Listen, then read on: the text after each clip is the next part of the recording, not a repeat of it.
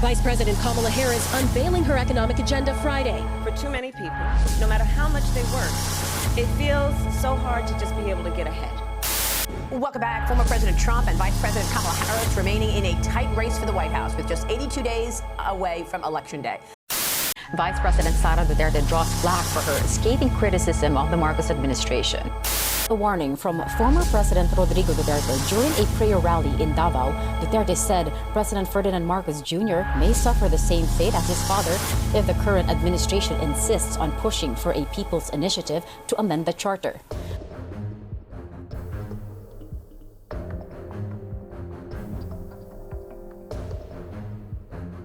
Gusto kong maging malinaw mula sa simula na ang sermon na ito ay hindi pagsuporta sa anumang partidong politikal at hindi rin ito pagsisi sa sinumang individual. Ang aking layunin ay para lamang sa kalagayan ng inyong kaluluwa at kung saan kayo nakatayo sa harap ng Diyos.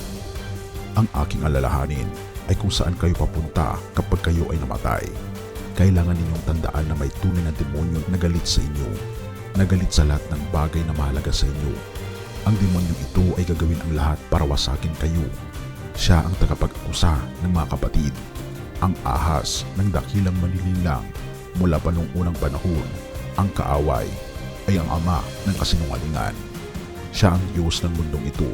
Ang prinsipe ng kapangyarihan ng hangin, si Lucifer, ang bumagsak. Sabi nga sa pangalawang Korinto 2 verse 1, upang si Satanas ay hindi magkaroon ng kalambangan sa atin, sapagkat hindi tayo ignorante sa kanyang mga panganak. Ngayon, nais kong ipaalala sa inyo na isa sa mga pinaka-mapanlinlang na pakana ni Satanas ay ang paglikha ng Diyos-Diyosan. At sa ating kasalukuyang kalagayan, ang politika ay naging isa sa pinakamalaking Diyos-Diyosan sa lahat. Sa buong kasaysayan, ang sangkatauhan ay may kakaibang hilig na lumikha ng mga Diyos-Diyosan. Makikita natin ito ng paulit-ulit sa Biblia. Maging ito man ay ang gintong guya sa ilang, ang matataas na lugar ng Baal, o ang Asyera na nakakakalat sa buong Israel. Ang mga Israelita, bagaman pinili ng Diyos, ay patuloy na nahihirapan sa tukso na itaas ang isang bagay o tao sa ibabaw ng makapangyarihan. Alam ng demonyo na ang mga tao ay may kahinaan sa paggawa ng mga Diyos-Diyosan at ginagamit niya ang mga kahinaan ito upang ilayo ang ating mga puso mula sa Diyos. Sa modernong panahon, maaaring hindi na tayo sumasamba sa mga estatwang bato o kahoy. Ngunit buhay pa rin ang pagsamba sa mga Diyos-Diyosan. Ito'y nagkakaroon ng mga bagong anyo ng kayamanan, kasikatan, teknolohiya at politika. Maging sa ating bansa ngayon, pinag-iinitan kung saan ba tayo papanig. Panig ba tayo sa mga Marcos o panig tayo sa mga Duterte? Panig ba tayo sa administrasyon o panig ba tayo sa oposisyon? Sa panahon ng mga eleksyon, ang hangin ay puno ng mga pagkakasabik, pag-alala at pagkakabahabahagi. Ang mga tao ay masigasig na ipinapahayag ang kanilang mga katapatan sa isang kandidato. Madalas na may paniniwala na ang taong ito ay ang huling pag-asa ng Pilipinas. O kaya naman sa Amerika, ang pinagtatalunan sa pagitan ni Kamala Harris at ni Donald Trump ay isang mainit na pinag-uusapan kung saan ba papanig ang mga tao. Kung nais kong sabihin ito ng may pagmamahal at kabaitan, walang sinumang tao, partido o politikal ang huling pag-asa ng Pilipinas o ng Amerika. Si Jesucristo lamang ang ating pag-asa ngayon at magpakailanman.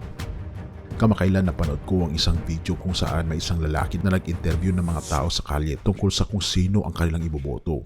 Halos pantay ang mga hatian ng sagot.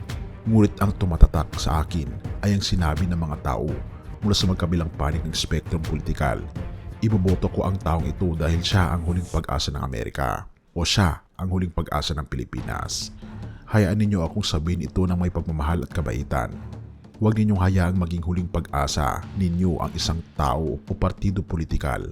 Walang tao, babae man o lalaki o partido politikal ang kayang pasanin ang bigat ng inyong tunay na pag-asa. Ang ganitong uri ng pag-asa ay makikita lamang natin at para lamang sa ating Panginoong Diyos. Sa modernong politika ng Amerika at maging ng ating bansa ay may isang nakakaalarma na trend na lumilitaw. Ang mga pinunong politikal ay itinatanghal na halos Diyos-Diyosan ng kanilang mga taga-suporta. Ang fenomenong ito ay malinaw na makikita sa mga kaso ni Donald Trump at Kamala Harris. maging sa mga pamilyang Duterte at ng mga Marcos, na minsan ay nilalarawan sa mga termino na hindi dapat ipataw sa sinumang tao, lalaki man o babae. Ang ilan sa mga taga-suporta ni Trump ay umaabot pa sa pagtawag sa kanya bilang isang messianic figure na ipinapalagay sa kanya ang mga kapangyarihan at katangian na higit pa sa isang ordinaryong pinunong politikal. Gayon din ang ilang mga tagahanga ni Harris ay tinuturing siyang tagapagligtas sa hinaharap. Naniniwala akong ang tunay na solusyon sa mga problema ng Amerika ay hindi matatagpuan sa Republican Party o Democratic Party o anumang iba pang entidad politikal. Ang solusyon ay matatagpuan lamang sa kaharian ng ating Panginoon Diyos. Ang Amerika ay nasa pinakamainam nito kapag sumusunod kay Hesukristo at mabilis itong naliligaw kapag lumilihis mula sa Kanya. Bakit tayo lumilihis mula sa ating Panginoon Hesukristo? Ito ay dahil hinahayaan natin bilang isang bansa na tayo ay mahila ng mga pakanan ni Satanas. Sa aklat ng Deuteronomio, mababasa natin ang tungkol sa kamatayan ni Moises, ang dakilang pinuno ng Israel. Si Moises ay isang taong pinili ng ating Panginoon Diyos, isang propetang ginamit ng ating Panginoon Diyos upang magpakita ng mga himala at ipahayag ang kanyang mga batas. Deuteronomio 34 verse 1-8 pinabanggit dito, at si Moises ay sumampa mula sa mga kapatagan ng Moab sa bundok ng Nebo sa tulugtok ng Pisga na nasa tapat ng Jericho, at ipinakita sa kanya ng Panginoon ang buong lupain mula sa Gilead hanggang sa Dan, ang buong Naphtali, ang lupain ng Ephraim at Manases, ang buong lupain ng Judah hanggang sa dagat Mediteraneo, ang timog at ang buong rehiyon mula sa libis ng Jericho, ang lungsod ng mga palma hanggang sa Zoar.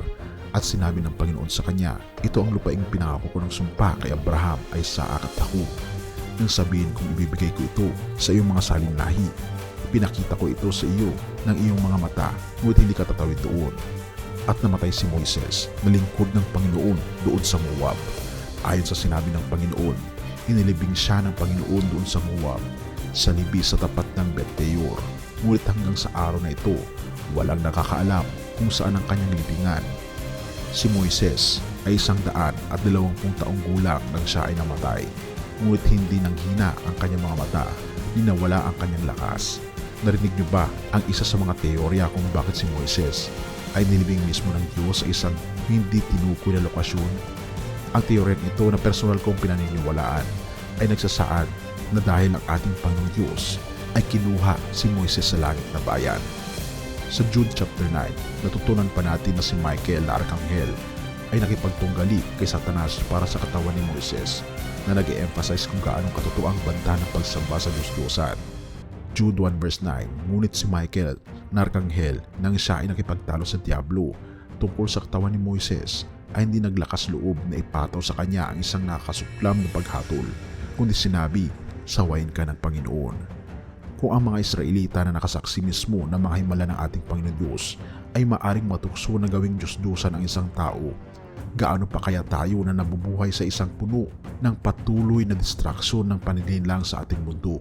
Maaring mahulog tayo sa parehong patibong. Hindi ko sinasabi na ang alinman sa mga kasalukuyang kandidato sa pagkakapangulo ay katulad ni Moises. Hindi sila katulad niya, ngunit ginagamit ko ang mga halimbawang ito upang ipakita kung paano maaring itaas ng mga tao ang mga pinuno sa taas na hindi dapat ipalagay sa sinuman. Sinasabi ng Biblia na ang puso ay mandaraya higit sa lahat ng bagay.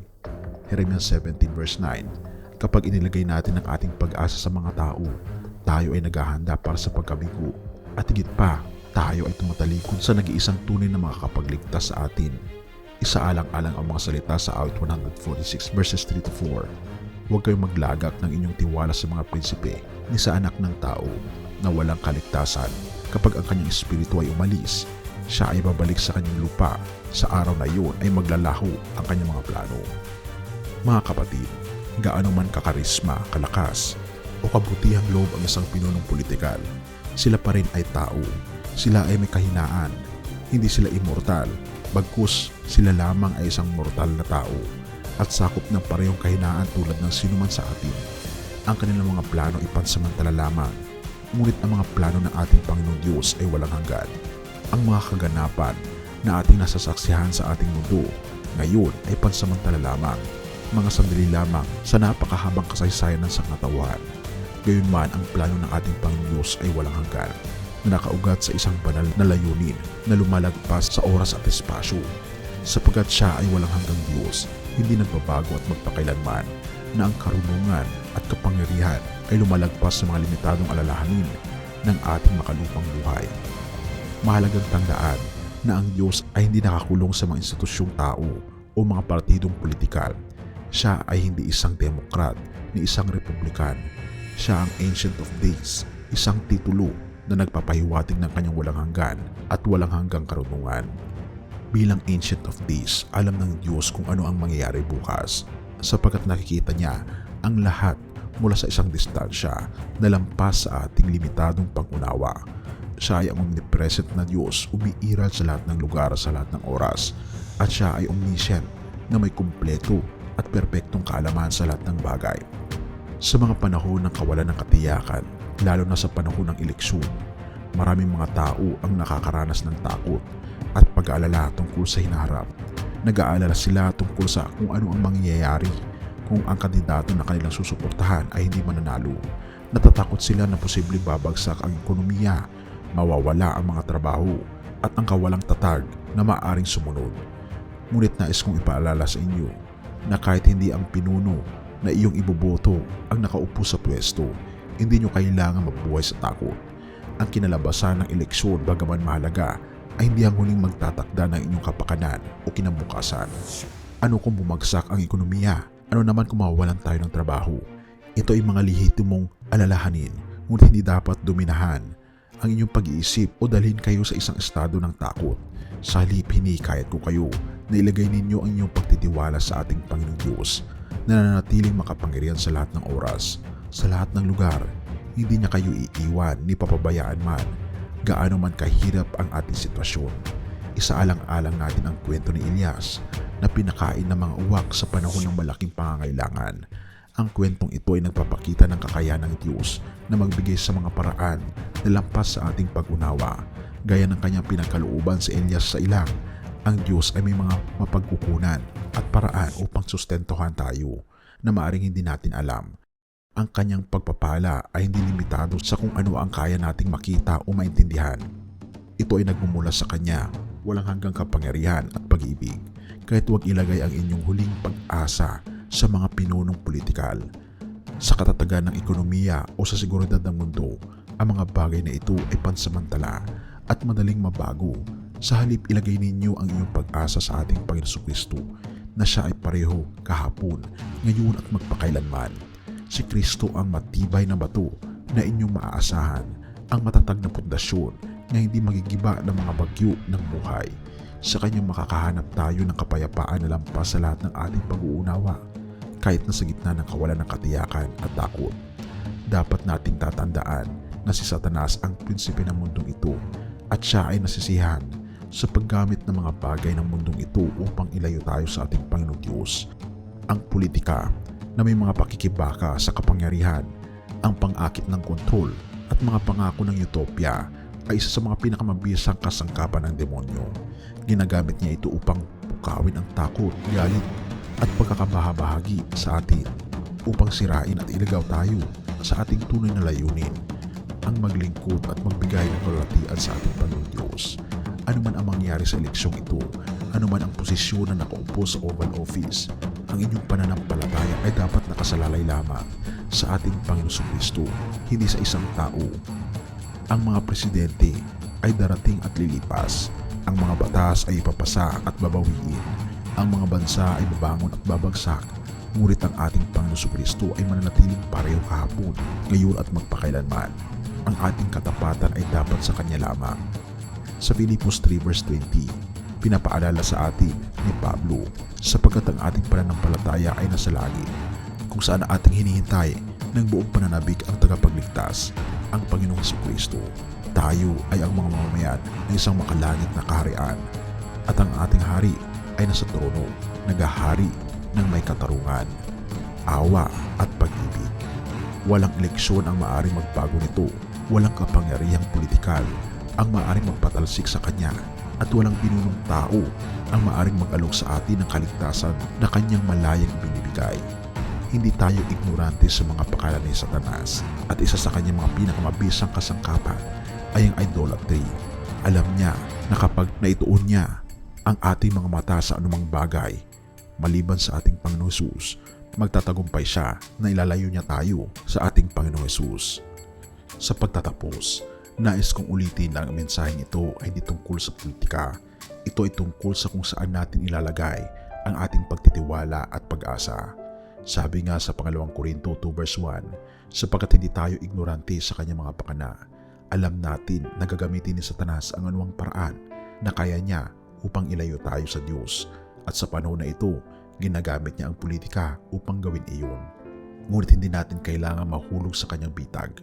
Maaari nating piliing manatiling nakatutok ang ating mga mata sa ating Panginoon Jesucristo na siyang author at tagatapos ng ating pananampalataya na binabanggit sa Hebrew 12 verse 2. Maaari nating piliing ilagay ang ating pag-asa sa hindi natitinag na kaharian ng ating Panginoong Diyos, sa halip na sa pabago-bagong buhangin na makalupang politika, at maaari tayong maging ilaw sa kadiliman na nagtuturo sa iba sa tunay na pag-asa na matatagpuan lamang natin sa ating Panginoong Jesucristo. Purihin ang ating Panginoong Diyos at salamat kaibigan sa iyong panonood. Tayo manalangin. Ama naming banal na makapangyarihan sa lahat, kami po'y lubos na nagpapasalamat sa inyo pong walang sawang pagmamahal sa amin. Tulungan niyo po kami, Panginoong Diyos, na maging beacon ng totoong ilaw ng aming Panginoong Jesucristo, na siya pong nagbibigay sa amin ng tunay na liwanag. Gabayan kami, Panginoon, na ituon ang aming mga sarili sa tunay na pag-asa ng mundong ito, tunay na pag-asa ng aming bansa na walang iba kundi ang aming Panginoong Jesucristo lamang. Purihin ka, o aming Panginoong Diyos, at pagpalain ng bawat isa, at gayon din ang aming mga pamilya, at patawarin po kami sa lahat ng aming pagkukulang at pagkakasala, at salamat sa pagdinig ng aming mga panalangin, sapagkat ito ang samot hiling sa matamis na pangalan ng aming Panginoong Hesus. Amen.